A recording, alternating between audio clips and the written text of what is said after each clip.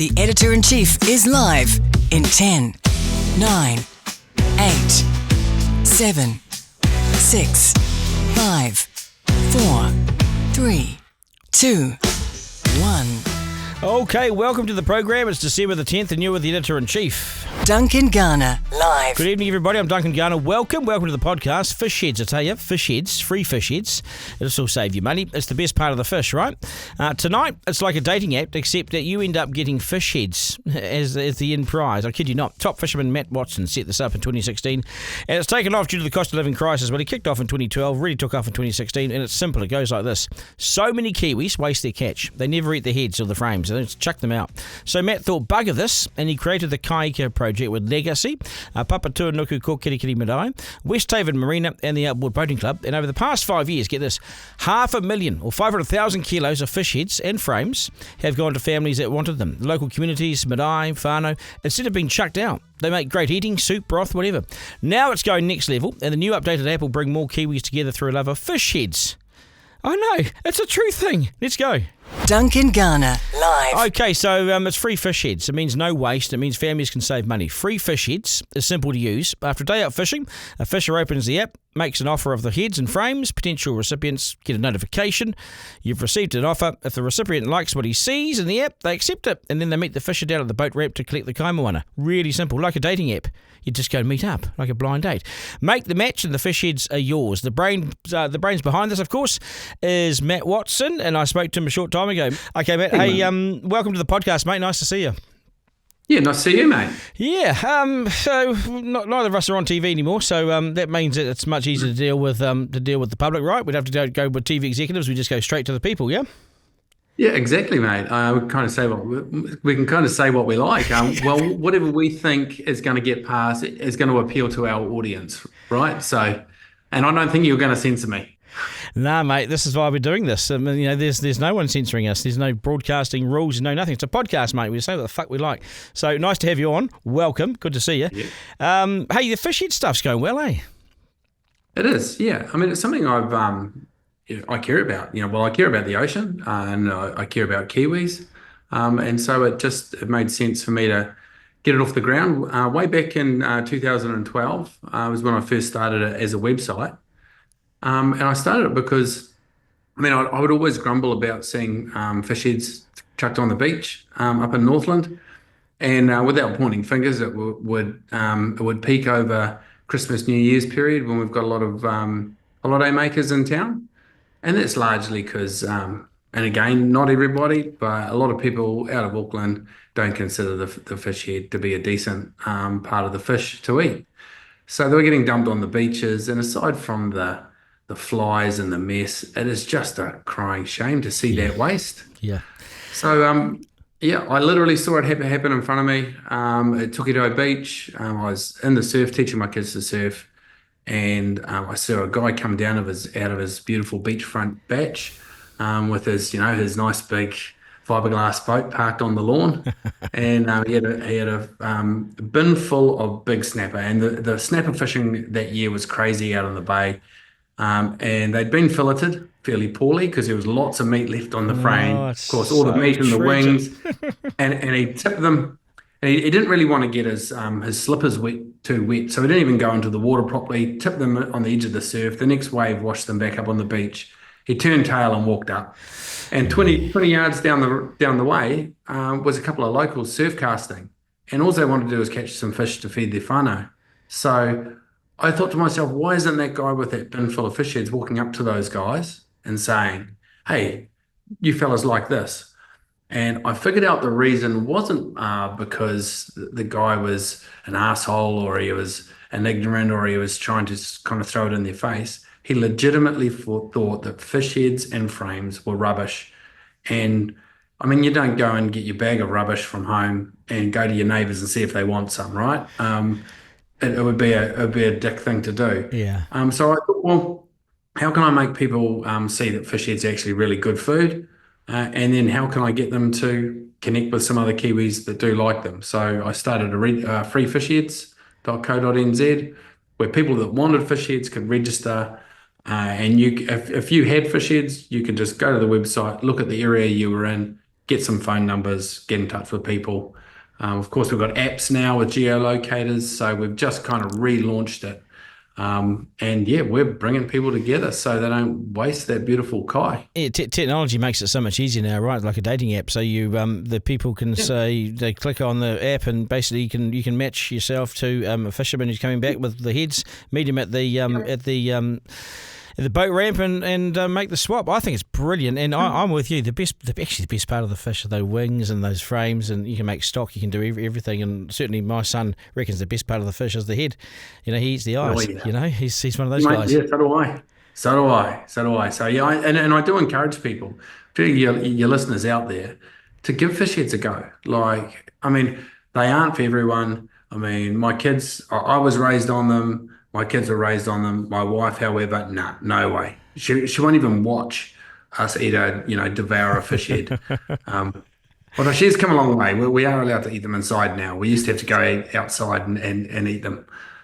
But those wings, like we cook all this stuff up north as well. If we don't eat it, we smoke it, and it's just there is such a massive feed in the snapper. I was fishing with some listeners actually who invited me out fishing at Snell's Beach, and we went fishing, Matt, and all these Aucklanders in this campground, they were Aucklanders, I'm sorry, but they had this filleting station, and it was just tragic. They took badly filleted fillets, and the rest of it just went into this huge big bins, and my son was going, no, just bad. Nah, it's just such a waste.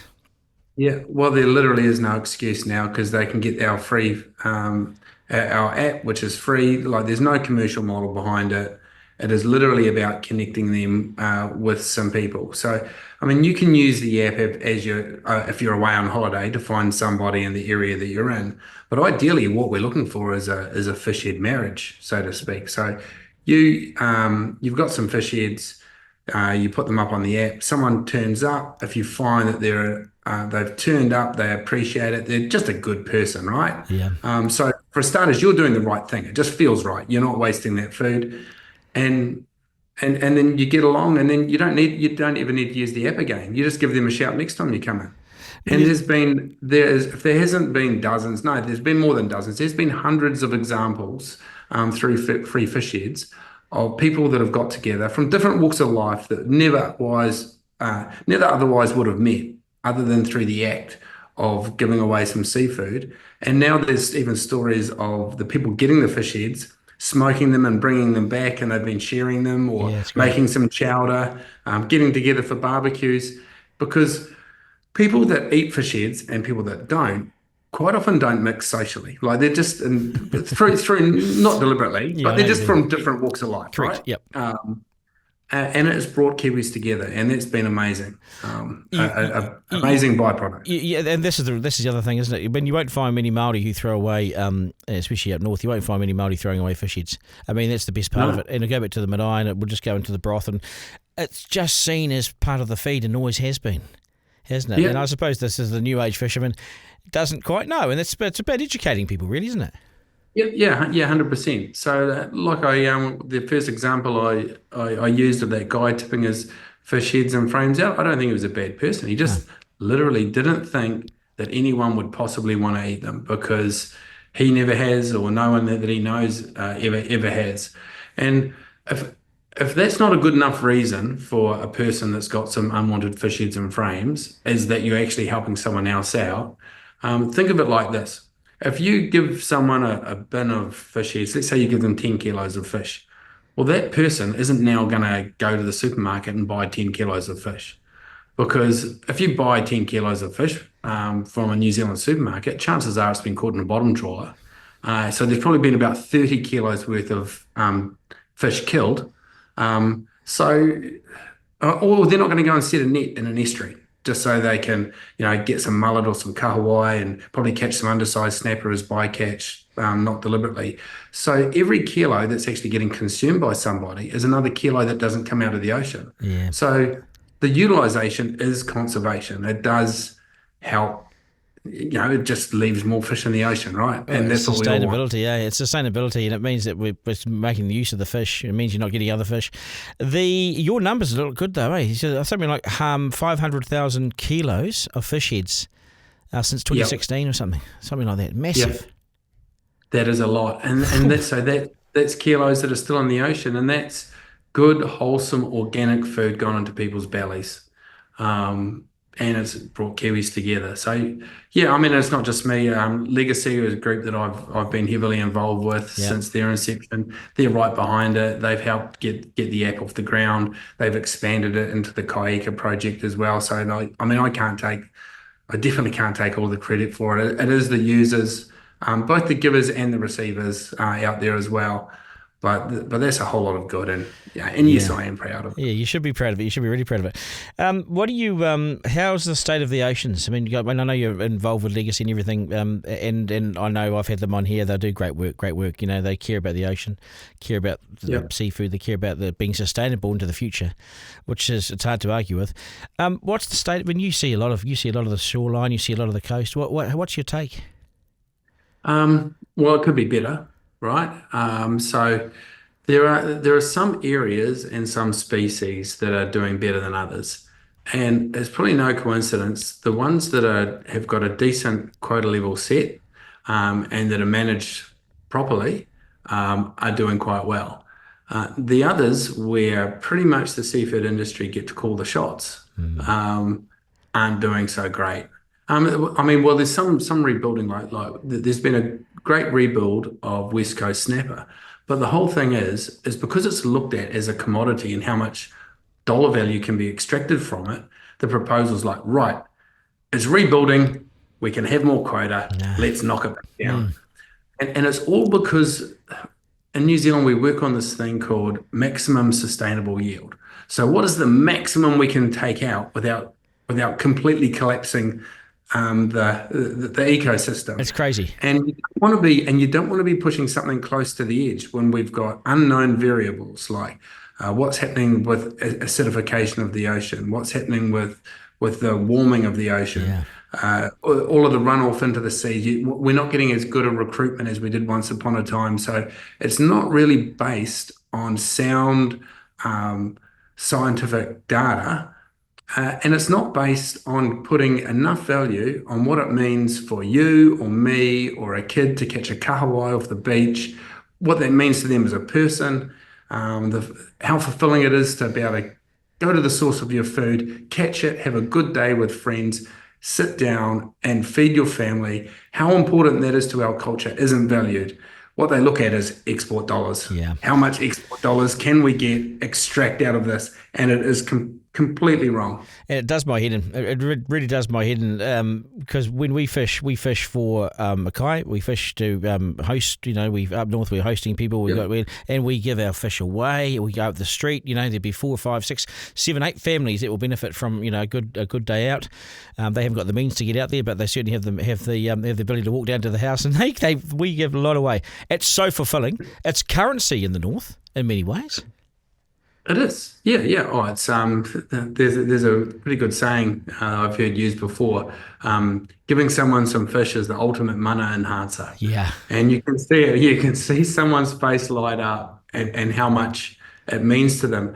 And so, I mean, to your point, it connects Kiwis, it connects communities, and it's self-fulfilling. Like if you, for instance, decided you wanted some fish, right?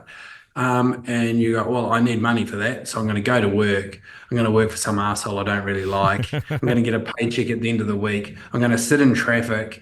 I'm going to line up at the supermarket, and I'm going to get some 4-day-old fish that was caught in a bottom trawler, and I'm going to take it home and eat it. Okay, yeah, the fish might taste okay, but it's nowhere near. It doesn't enhance you like going to the ocean, catching a fish, looking at it. Your body releases endorphins when you catch it. You get adrenaline if it's a big one to give you the strength, so you feel amazing, because that's nature wants you to feel good about it. Because let's not forget, we're a creature that's evolved on doing the things that are going to keep us alive. Yeah. And hunter-gatherer instincts, I tell you, are within all of us. And people that say, no, I'm not into it, I couldn't kill a fish. You take them fishing, put a fishing rod in their hand, they feel something pulling on the other side, and every fiber in their body wants them to get that into the boat, and they'll let out this big chahu at the end.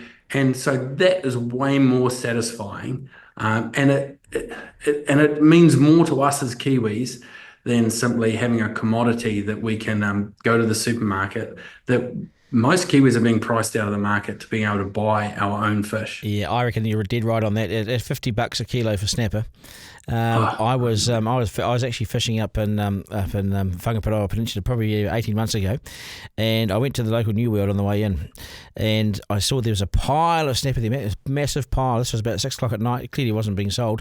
It was $51.99 a kilo, and no one in the area was buying it because they couldn't afford it, mate. They're $51 a kilo. You know, it's pretty fancy sort of stuff, and so no one was buying that. And I don't know where the fish goes at the end of the day because it's already 4 or 5 days old once it gets to the supermarket. So I have no idea what does happen to that fish. I don't know. I couldn't tell you. Yeah, They chuck it, I wouldn't couldn't they? tell you. I will. God, they must do. I, I don't know. Like, I can't. I won't speculate. But I mean, the the sad thing with the price of it and the argument has always been, well, that's what people overseas are prepared to pay for it. I think the difference is, okay, so there was complaints a while ago about the cost of dairy in New Zealand, cheese and milk and all that sort of thing. And the difference there is farmers have a lot of cost and they put a lot into their land and they look after their land to make sure that they can, and they're going to sell what they can get out off of their land for as much as they can. A commercial fishing company that's extracting fish from the ocean, they're not putting anything in to enhance the ocean. They're not looking after it.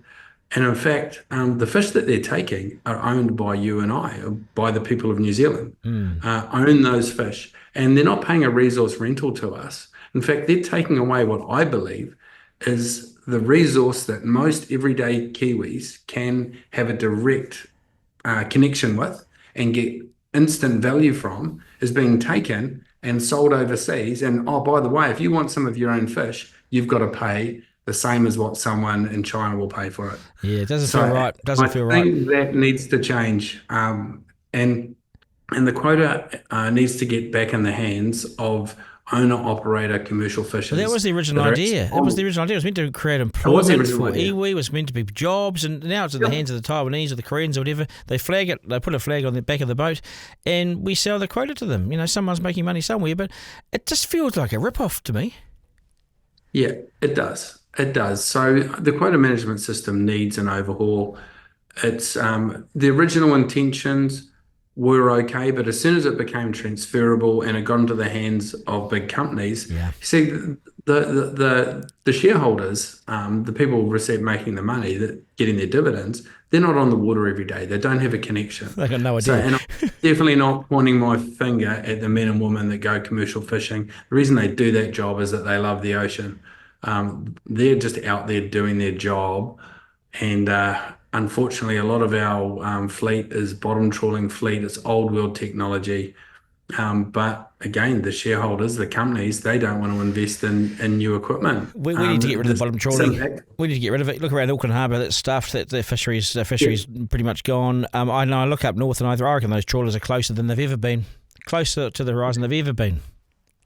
Yeah, well, you've got these ironic situations, I guess you could say ironic. So in areas up north where there's some people living in some pretty rugged shacks on the beach, you may know the area. Yeah. Seeing the trawlers coming in quite close, and there's a bit of vigilante justice. There's a few shotguns being fired out towards the trawlers, right? Yeah. The thing is, they're firing shotguns over the bows of trawlers that are fishing quota owned by their own iwi. Yeah.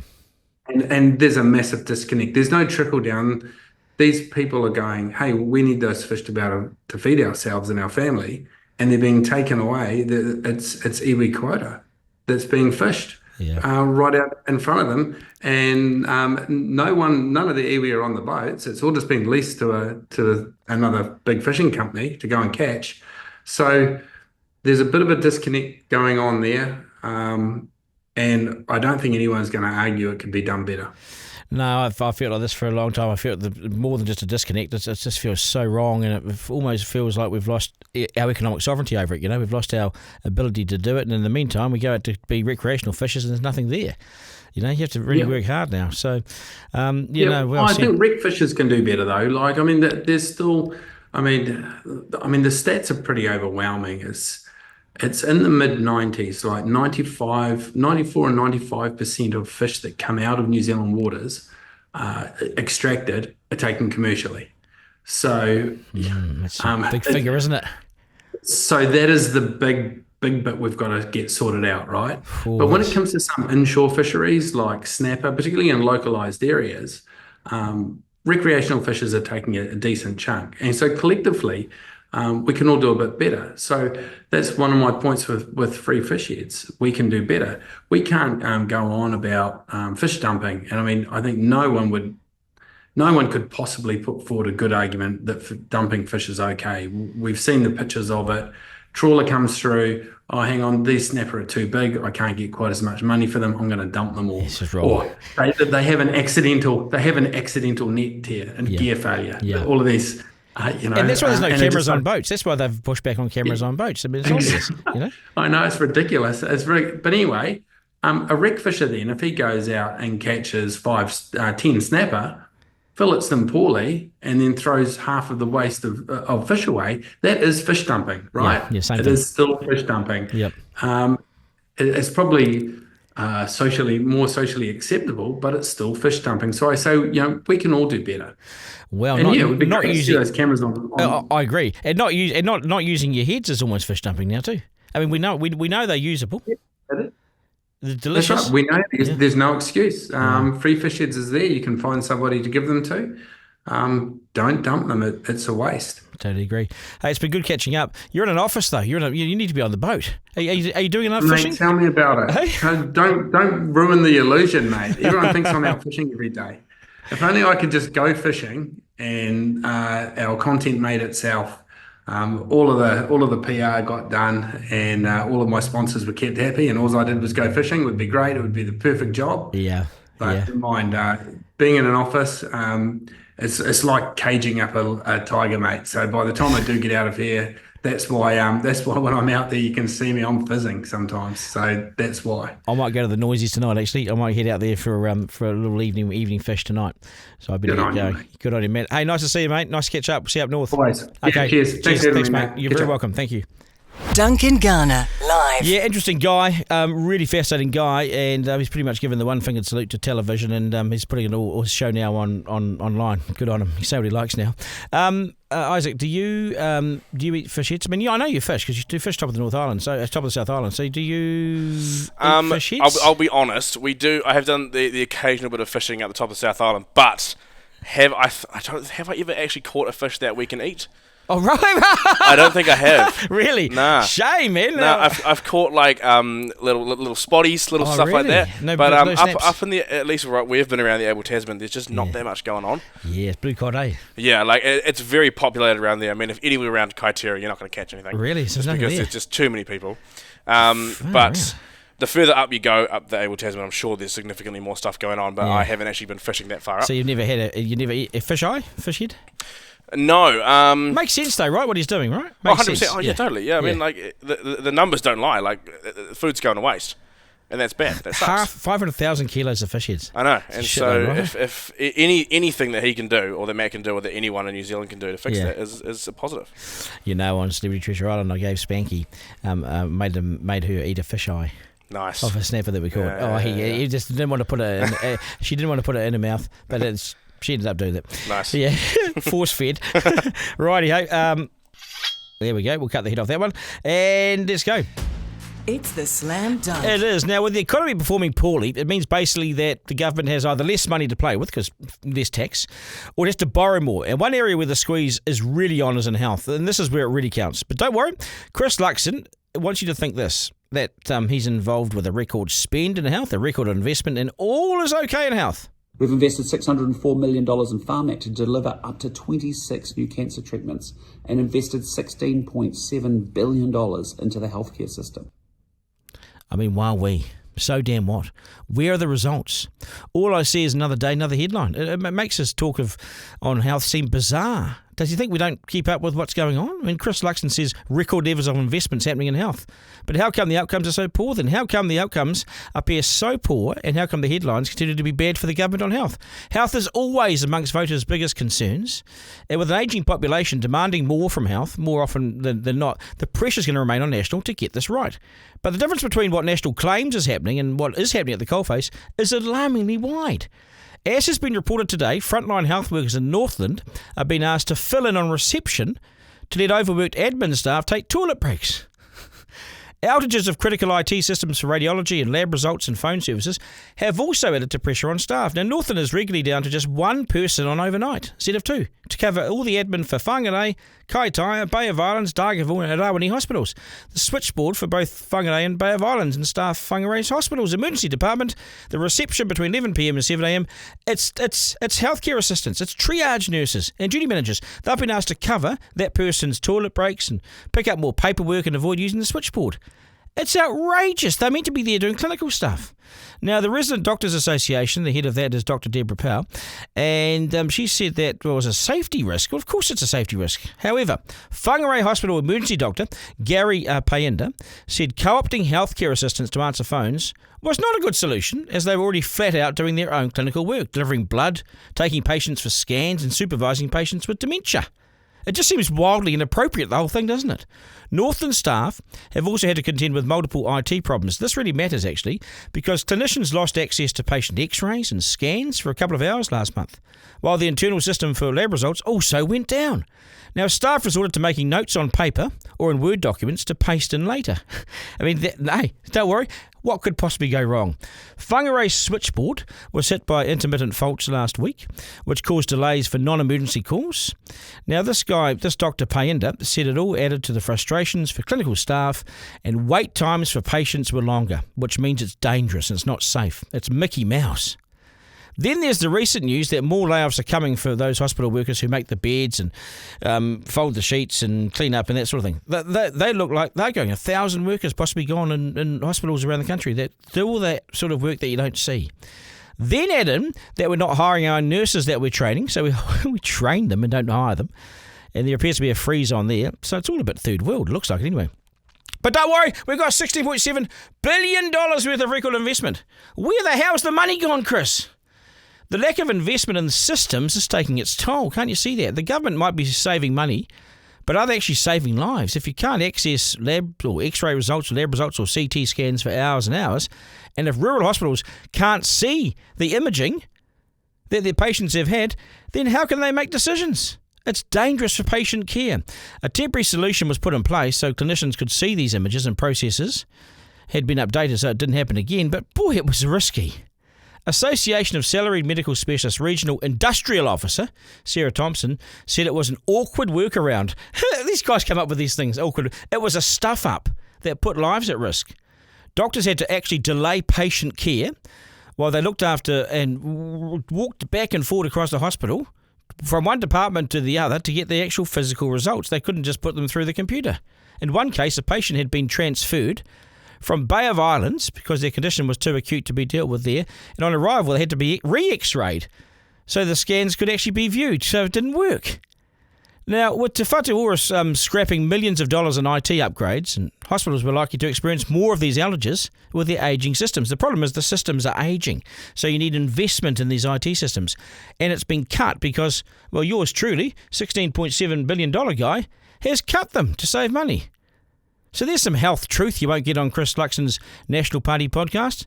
If National wants to get its polling better and more trusted on health, then it's got to close the gap between what it says is happening and what's really happening, in my view.